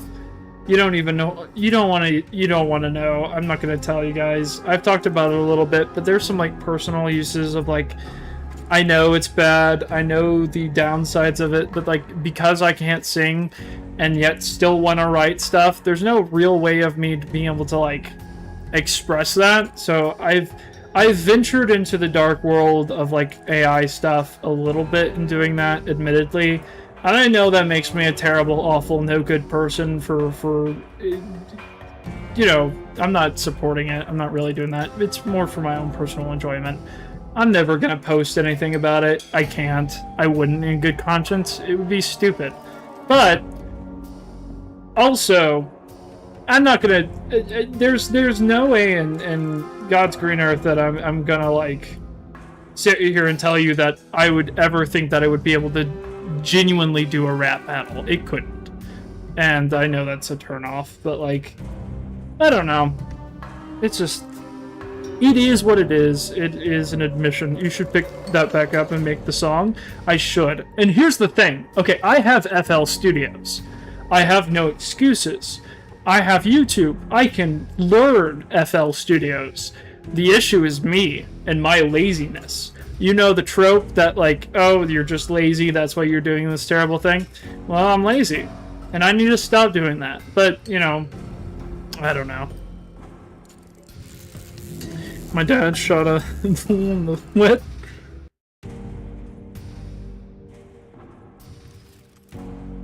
Chad, I'm genuinely trying to process this, and I don't know what this story is. Is this why you left FNAF? Like making AI music? Yeah, like Suno specifically, which I know is like the worst one, but it's also like one of the. I mean, it sucks because it's like that stuff is cheap, you know? Yeah, but I know. I'm already feeling it, the shame and the guilt. Like, darn it, yeah. I've already admitted it, though, in like past streams where I've talked about like how I personally use some stuff. Like, I don't supplement it for like real, genuine stuff, because like I listen to a lot of good stuff. Like I listen to a lot of and support a lot of genuine artists because I think that's important. But also, like, I do dabble in the dark side a little bit. So, I don't know. Take it with what you will. I genuinely could not blame you. But if I did do a rap battle, I would not do it like that. I can see rapping, but singing or just writing it, hiring someone to sing it would be awesome. The thing is, like, that I'm thinking about, right? It was like, I was thinking, like, gaming plush. You like FNAF. Do you also like BioShock? I'm just being like, you should put this together. Just because I said that would never happen. But I have bars, alright? I have bars for Atlas, and I want to do it so bad. I thought about doing a writing stream where I just, like, talk about this. Chad, you are cracking me up, I'm not gonna lie. What's your most hated character in FNAF? I wish you were popular. In what way? Why? Here's the thing, if I was popular, I wouldn't be able to talk to you guys. It would be going so fast. It would be going like, you gotta enjoy these times, right? Because it's like, I probably will never be like a big streamer, but like, I don't know. I post videos and they do all right, but that's on a small scale. But you know, I just do this for fun, guys. Like, seriously, I do this as a hobby. I do this to unwind from work and life and just to be able to have a little bit of fun. That's it. So it's like, I don't really care. But speaking of tree, okay. I actually, some of the bars that I have are tree bars. And I'm very proud of them. But I also feel like the thing that I'm worried about is, like, I don't know if they sound like actual... Because I have, like, some like, in my brain, some hell makers. And I want it to be punchy. I want, like, the Mimic to, like... I want them both to, like, just pummel each other into the floor. Because I think they're both... Because Atlas is, like, a terrible person, but the Mimic is, like, a terrible person, but not really a person at all. So can you blame them? You know, and I think that's an interesting topic to kind of, like, be talking about. Because it's, like... That's kind of what the game's about, too. Is, like, just... Because if we're real, M2 is more like a Jack. Or a Jackie than anything else. Whereas M1 would be more of kind of one to go toe-in-toe. But I think it's an interesting matchup for Ruin specifically. He's annoying. Baby don't like them. He might.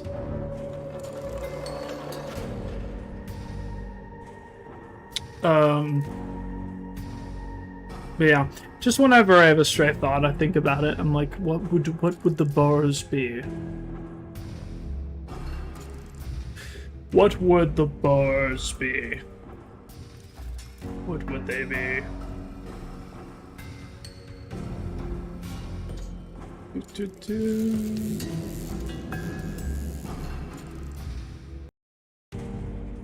I used to have a friend who we were both kind of interested in, like, just kind of... Oh.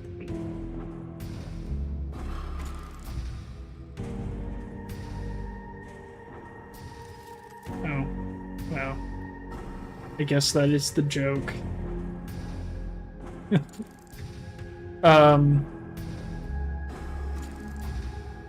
I guess I was... What was I thinking? Oh yeah, I used to have, like, a buddy of mine that we used to, like, call every so often, and we'd do, like, little, like... We were both interested in, like, rap writing and stuff, so we'd, like, share stuff every now and then we kind of just stopped doing that because...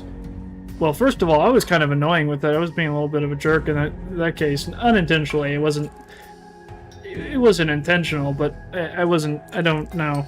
I don't feel like I was very supportive in that regard. It's probably why we stopped doing it. But anyways, you know, mistakes are in the past. Did you see the cinematics for the Living Tombstone Mimic song? Honestly, I think Steelwool should take notes because the way they illustrated the whole video was awesome. Donnie, I'm gonna react to it. Guys, I will react to it. I'm gonna do a video on it. It's gonna be great. I need to get to it. I haven't gotten to it yet, but I'm excited to. It's just, I don't know why I haven't. I just haven't had a chance. It's the weekend now. I have no excuses.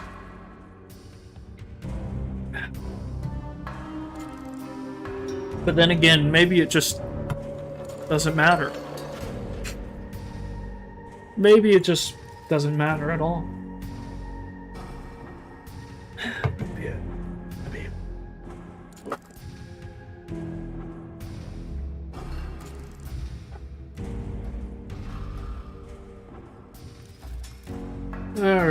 Hold on 1 second, guys.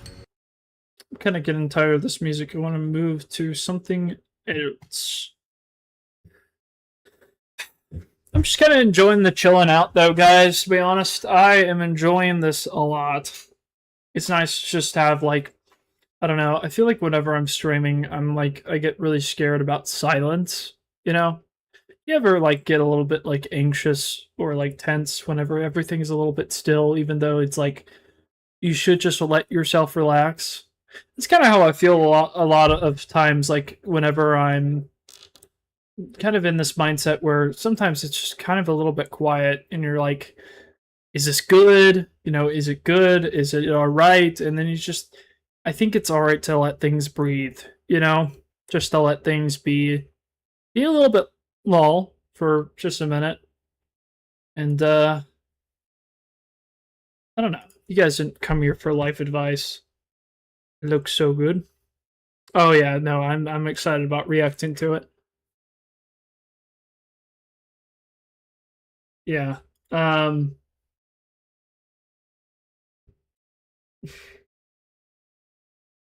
I was thinking, okay, so question. I want your thoughts on a bar because I'm thinking about this now. Um I need to look this up actually because I was thinking about how this would work. Because again, I was thinking, how do I play off of Jack and Jackie? Um yes, do that. People will love that. Oh no, I will. Okay, no, that would work. Okay. I was thinking of like a bar that would be so good is if like Atlas was like you're not Jack, i.e. you're nothing. Like the I don't know the if that wordplay would sound like what context that would be in. But like I again, that is the whole reason I want this matchup because there's so much fun. Like again, there you can do some like card play symbolism, like suits. You can play around with that. Like again, that would be the precursor to the Jack line because like Jack being a card, like but Jack is also synonymous with man. So you're not Jack, you're not a man, you're a machine. So like you're nothing. Get some play on words there. But I just wish I could say it in a freaking Irish accent. Why can't I do it? It's just because the thing is, Atlas is Irish, so at least in the beginning, right? And that was the problem. Is like if I'm doing character acting, how do I freaking do a clear Irish accent when I can barely? Because like I have so much. This is gross, but like I have a lot of like, well, it just I can't enunciate my words very well, which is why I struggle with like flow, and I'm also very monotone. So like I have one cadence and that's it. So it's like I don't know.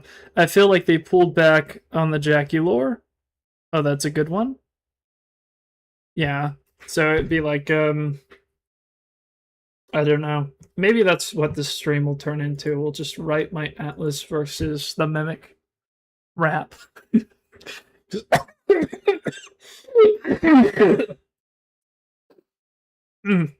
I'm all right. I'm my soul just departed. It's fine. Just all the root beer. It's fine. I'm glad you enjoyed that. Yeah, but but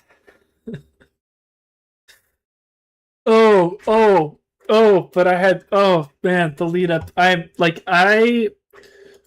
really like yeah, I'm debating on whether I should just like I don't know. Also, I'm debating whether or not because I've been making a little bit of a tradition. They aren't popular. There's not really very many people who watch them. But every week I've been going estate sale shopping. And then tomorrow after I do that, if I buy something, I might come back and do a stream of me doing a little bit of research on the stuff. Because last time I bought some stamps and we did some research on stamps, and that was fun. This is the kind of well-rounded content you get with me. It's like I'm talking about ripe. What the heck? I can't speak. Rap writing, and I also don't like the mimic. Why? I'm acting like I'm personally offended. The mimic is toxic. Well, I think that's kind of the point. I think the mimic is intended to be toxic. Well, more so, I think the mimic is a product of its circumstance, right? Similarly to Vanny. And to me, Vanny and the mimic are, at least as far as the narrative concerned, are locked or linked very, very parallel to each other. As in, they're both effectively reluctant followers that are just following after their parental neglect and abuse, which funny enough we were talking about in the books. But yes, it would be so funny. Do you have TikTok? No, I don't. And to be quite frank, I don't want to. It kind of annoys me a little bit. I don't know why. It's a FNAF game. People will watch on TikTok. The less short form content I have access to, the better. It's like I will be on there too much. I've already gone way too much on Twitter and have posted and responded to people too much. It's been very fun and I've enjoyed it. But I have lost constraint because I used to be very constrained about what I responded to, but now, oh man, being on Twitter, it's like you feel compulsed to respond. They must all know my opinion on this topic. They must all know. Nowhere to run, nowhere to hide.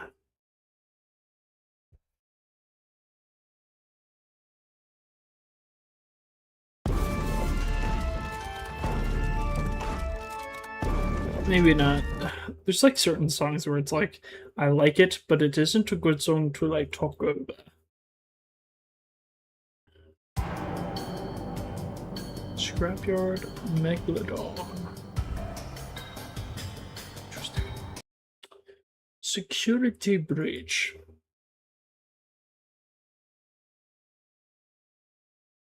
Yeah.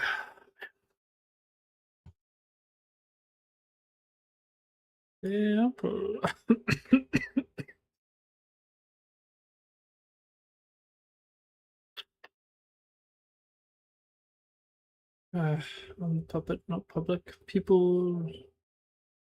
We already said this. Alright, hold on. I was trying to look for.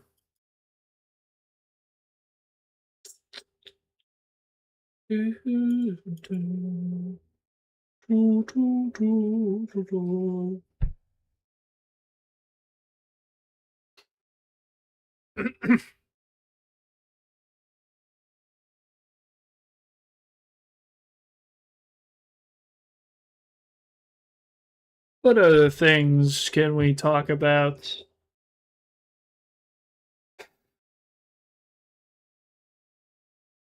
Ugh.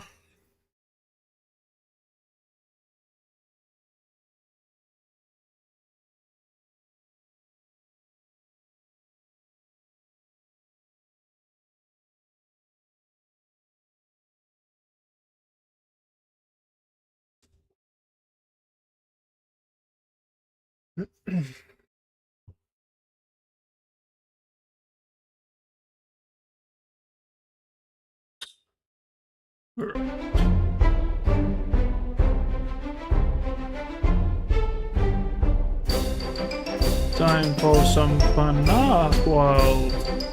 Oh wow. That seems very good.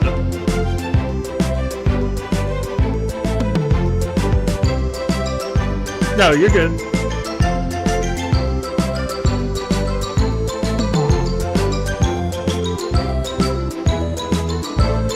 That seems better.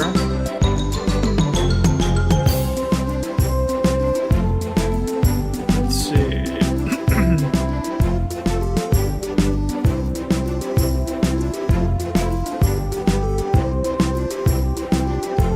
Interesting. I think I should like replace all of my Team 2 members too. Right? You have Bite 2.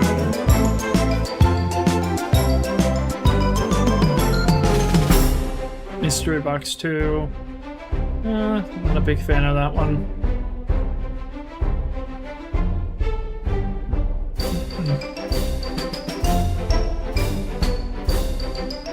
Maybe just do heavy damage.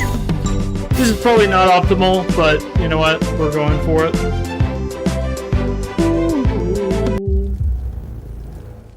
Okay, I completely forgot where I was. Oh yeah. Did we ever...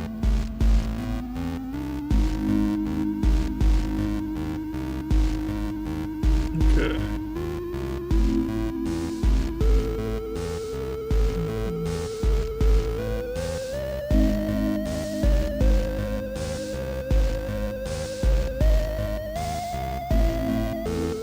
Okay, that's glitching.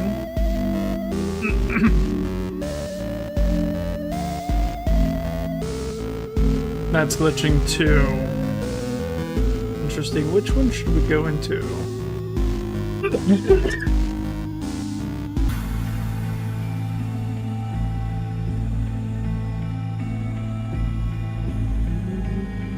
Love the music here.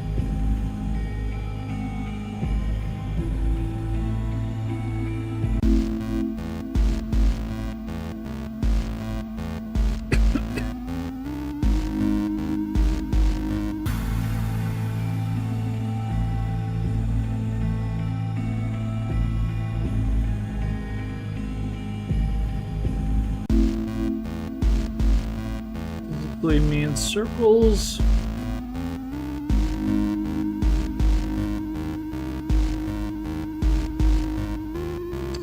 Hippos have mythic abilities, and they were from Murray's Mansion. Interesting.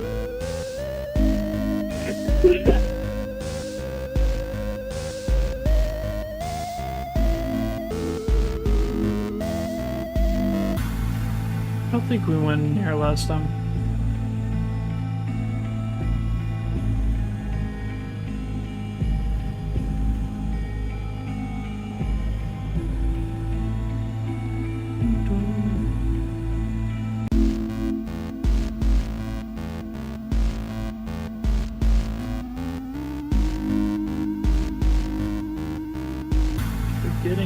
This is like going in circles. How do I get out of here? Okay, so I must need to go to the other one.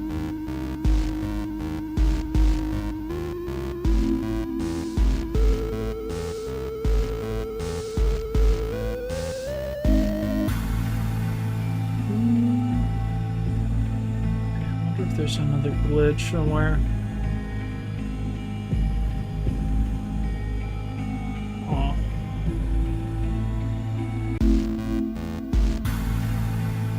Day.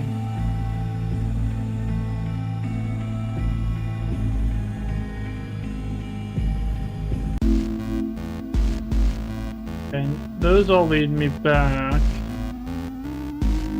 Interesting.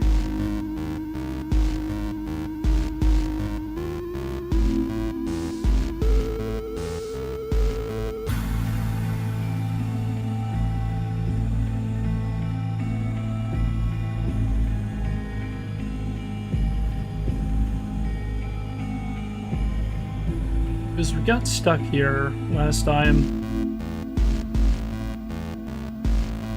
Oh, interesting.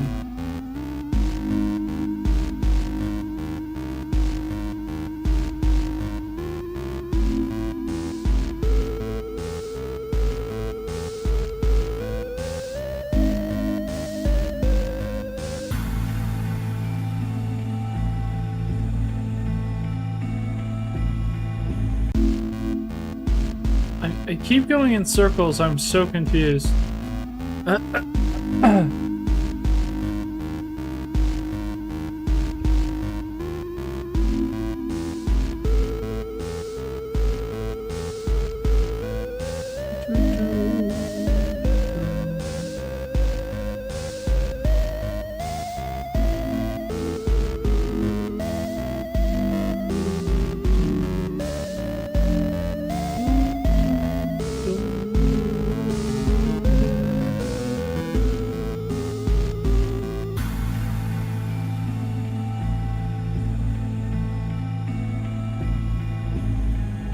Something else here. Because I haven't found any of the other layers or anything. Well, I mean, I have in previous sections, but where are they?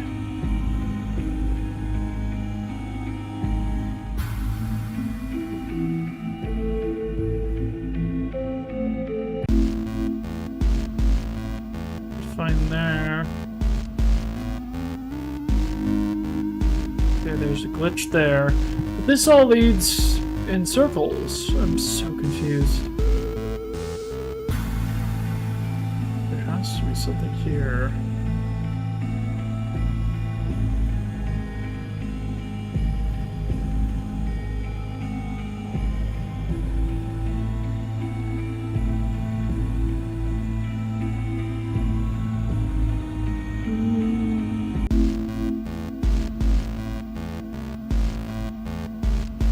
Am I trapped?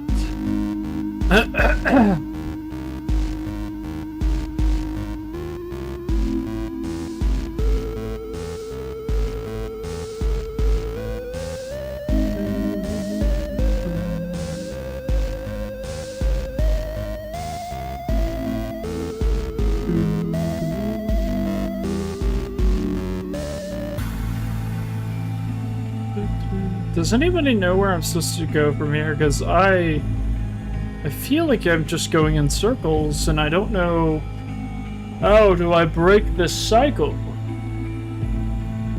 I'm very confused.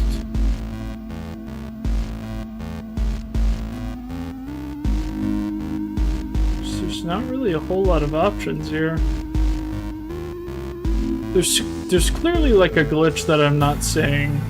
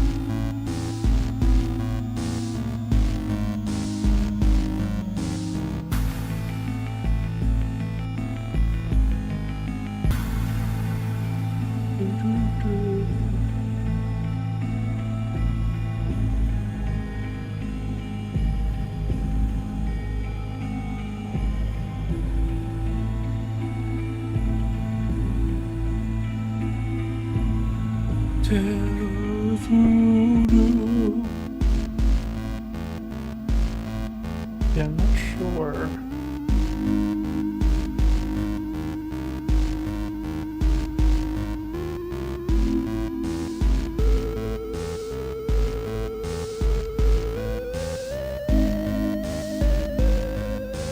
Interesting. Let me see if I can. Oh, I forgot if I. Scott! Sorry, 1 second. Gotta stretch everything. Oh, man. I forgot that if I hit escape, it closes the entire game.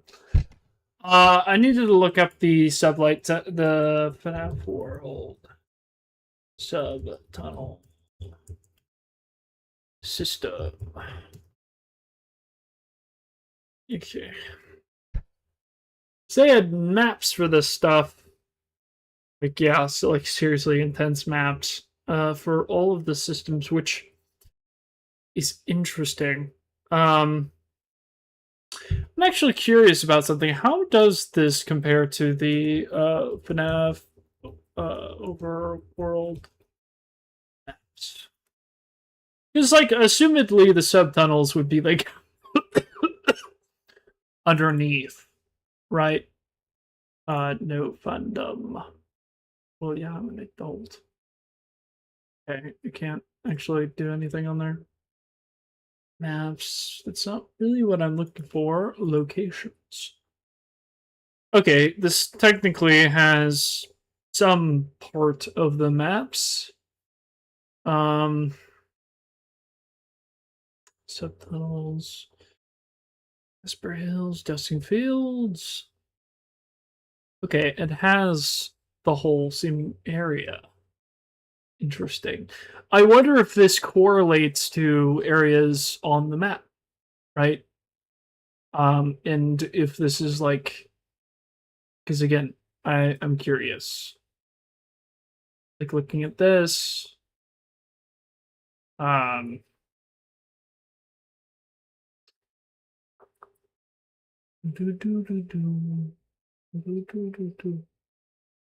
because I'm wondering.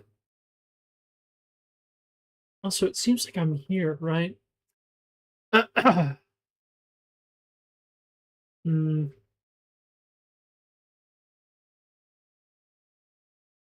Adventure Freddy. Well, there he is, Annie.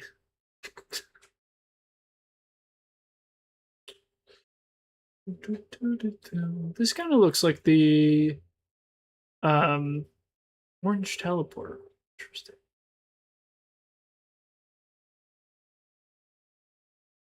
It's kind of wild.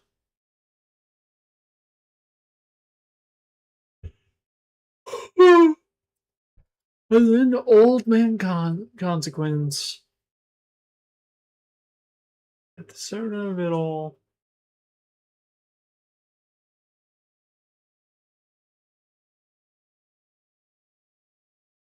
I wonder how these correlate.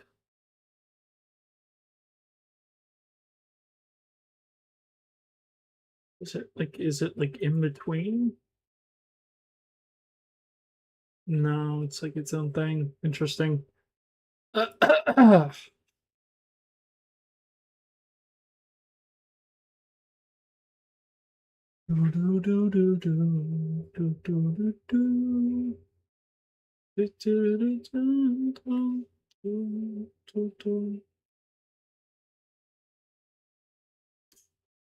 quick, because I'm probably gonna. That map is huge and hard to follow. Yeah, you're telling me. Especially, I mean, most of that you don't get in game. That's you got to figure it out on your own. We're probably gonna log off in just a minute, but before we do that, when is she?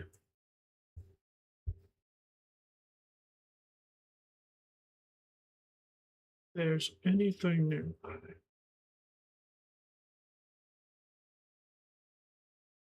Man.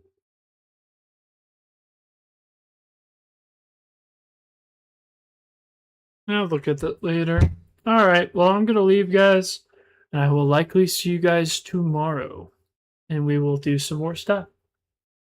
All right, I know we didn't do anything in FNAF World, but I'm getting pretty tired, so I will see you guys next time. You guys have a very good night, and you have a good one.